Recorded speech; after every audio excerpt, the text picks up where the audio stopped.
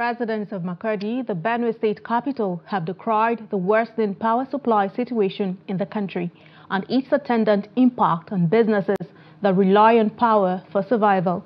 Speaking to Trust TV on the situation, some residents said many are losing their sources of livelihoods with the continuous deterioration in electricity supply, vis-à-vis the biting economy of the present-day Nigeria. Jimmy Azande reports. According to the residents, lack or inadequate power supply is one of the root causes of poverty in Nigeria. This is because most businesses depend on it to function, especially in urban settings. If we don't address the root problems, because these startup businesses, apart from the taxes they are paying, they need energy to fund their businesses.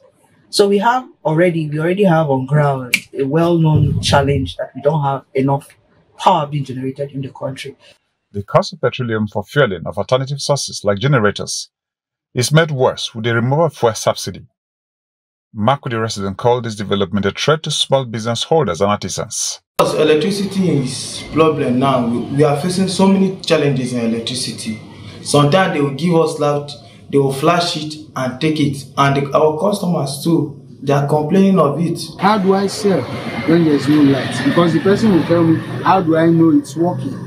The only way to assure the person is working is by testing it. So most gadgets I have here, electric stove, blender and the rest of them. When I want to sell, I need a power source to test run it.